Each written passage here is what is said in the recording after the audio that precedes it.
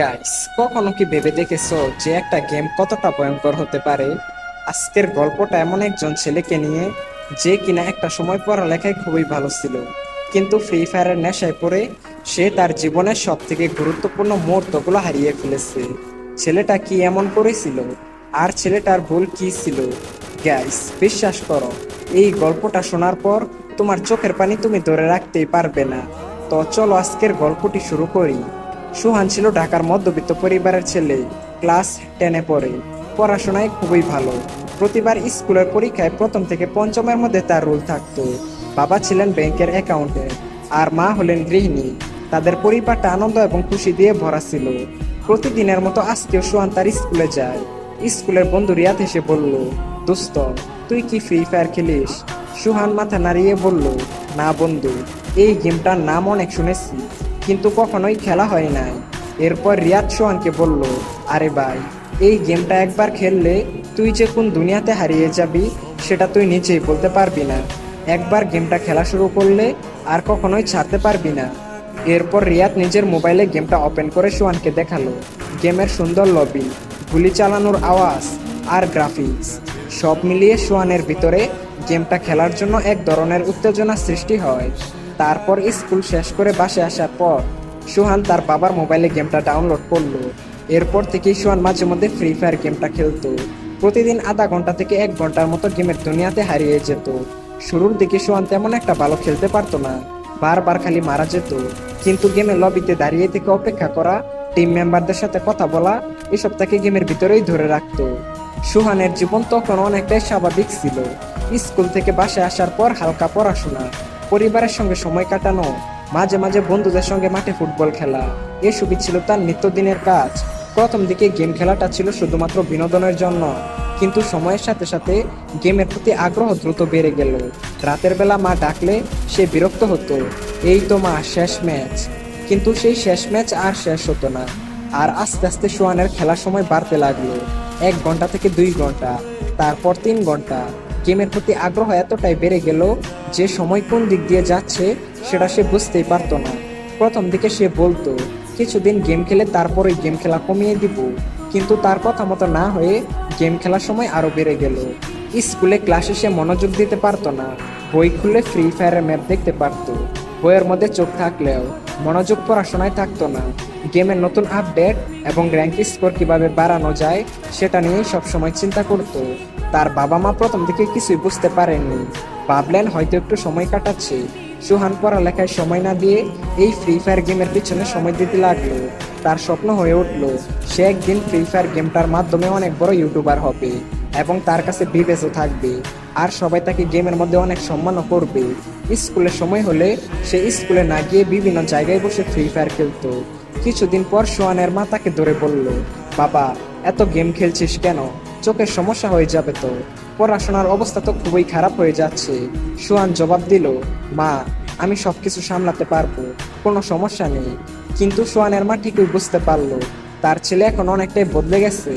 আগে যেমন তার ছেলের মুখে সবসময় হাসি খুশি থাকতো, কিন্তু এখন তার ছেলে পুরোপুরি চুপচাপ, কখনো রাগ করতো, কখনো মনমরা হয়ে বসে থাকতো। এদিকে সোহান নিজের রুমে গিয়ে দিনের পর দিন এই গেমটার পিছনে সময় দিতে লাগলো। গেমের প্রতি আসক্তি এতটাই বেড়ে গেল যে প্রতিদিন 15 থেকে 18 ঘন্টার মতো র্যাঙ্ক পুশ করত। আর সেই কারণে আস্তে আস্তে সোহানের শারীরিক এবং মানসিক অবস্থার পরিবর্তন ঘটতে লাগলো।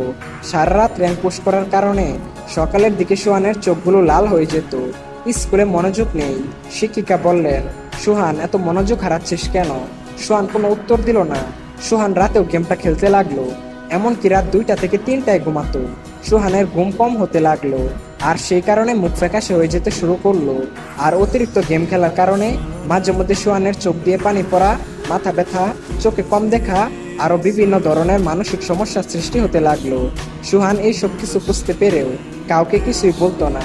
তোমরা আগে হয়তো জেনেছো, সোহান একজন মেধাবী ছাত্র ছিল। সে আগে পরীক্ষায় ভালো রেজাল্ট করতো, কিন্তু এখন সে ফ্রি ফায়ারের নেশায় পড়ে আসক্ত। স্কুলের পরীক্ষা কাছে চলে আসলেও সোহান কোনো প্রস্তুতি নেয়নি। তার মন পড়াশোনা থেকে সরিয়ে গেমের দিকে চলে গেছে। এরপর কিছুদিন পর যখন পরীক্ষার রেজাল্ট আসে, তখন সোহানের রেজাল্ট আসলো ফেল। শিক্ষক ডাকলেন তার মা বাবাকে আর বললেন, আপনার ছেলে এখন আর পড়াশোনায় মনোযোগ দিচ্ছে না, সারাক্ষণ ক্লান্ত, মনোযোগহীন। আপনার ছেলের দিকে একটু খেয়াল রাখুন। সোহানের বাবা তার ছেলের এরকম রেজাল্ট দেখে অনেকটাই হতাশ হয়ে যায়। এরপর সোহানের বাবা তার ছেলের হাত থেকে মোবাইলটি নিয়ে বলল, আজকে থেকে তোর মোবাইল টিপা একদম বন্ধ। সোহান তার বাবাকে বলল, এটা কখনোই সম্ভব না। এরপর সোহান উল্টা তার বাবার হাত থেকে মোবাইলটি নিয়ে তার রুমের মধ্যে গিয়ে দরজা লাগিয়ে দিল। যেই সোহান এক সময় তার মা বাবাকে সম্মান করত, শ্রদ্ধা করত, সেই সোহান এই গেমের নেশায় পড়ে তার বাবার সাথে এইরকম একটা ব্যবহার করলো। সোহানের বাবা তার ছেলের এইরকম আচরণ দেখেও কিছুই বলল না, কারণ সোহানের বাবা তার ছেলেকে অনেক বেশি ভালোবাসতো। কিন্তু সোহানের এইরকম আচরণ দেখে সোহানের বাবার কষ্টে বুকটা ফেটে যাচ্ছিল। বস, এটা তো মাত্র শুরু। সোহান গেমের আসক্তিতে পড়ে এমন কিছু কাজ করে যেটা তোমরা কল্পনাই করতে পারবে না। এরপর থেকে সোহান স্কুলে যাওয়া বন্ধ করে দিল। গেমের ভিতরে তার সাথে নতুন নতুন বন্ধুদের সাথে পরিচয় হতে লাগলো। ধীরে ধীরে সোহান বাস্তব জীবনের বন্ধুর চেয়ে এই অনলাইন বন্ধুদের সাথে বেশি সময় কাটাতে লাগলো। তাদের সাথে ঘন্টার পর ঘন্টা কথা বলতো, আর বাস্তব জীবনের বন্ধুদের সাথে যোগাযোগ প্রায় বন্ধ হয়ে গেল। বাস্তব জীবনের বন্ধুর চেয়ে এই অনলাইন জীবনের বন্ধুই তার কাছে আপন হয়ে উঠলো। তো একদিন সোহান র্যাঙ্ক পুশ করতেছিল, এমন সময় হঠাৎ করেই তার বাসা থেকে কারেন্ট চলে যায়। সোহান এতটাই রেগে যায় যে তার মোবাইলটি ছুঁড়ে ফেলে দেয়, আর তার মাকে গিয়ে উল্টাপাল্টা কথা বলতে থাকে। সোহানের মা সবকিছু সহ্য করে যাচ্ছিল। ওহ সরি, সোহানের ব্যাপারে আরো অনেক কিছুই তোমাদেরকে বলা হয় নাই। সোহানের ভাত খাওয়ার সময় হলে সে চামচ দিয়ে ভাত খেত, এমনকি বাথরুমে গেলেও মোবাইল হাতে করে নিয়ে যেত। বাইরে ভাই, বুঝতে পারছো গেমের প্রতি কতটা আসক্ত হয়ে গেলে মানুষ এই সব কাজ করতে পারে। তখনও সোহান ডায়মন্ড কেনার বিষয়ে তেমন কিছু জানতো না, কিন্তু একদিন গেম খেলার সময় সোহানের পরিচয় হলো একজন রহস্যময় ছেলের সাথে, যার নাম ছিল হান্টার এক্স। তার কাছে ছিল সিজন 1 এবং হিপ হপ বান্ডেল। সেই গেমের মধ্যে খুবই ধনী এবং জনপ্রিয় প্লেয়ার ছিল। তো সোহান হান্টার এক্সকে জিজ্ঞেস করলো, ভাই, আপনার কাছে এত পুরাতন বান্ডেল কিভাবে আসলো? তখন হান্টার এক্স বলল, এই সব ডায়মন্ড দিয়ে কিনেছি।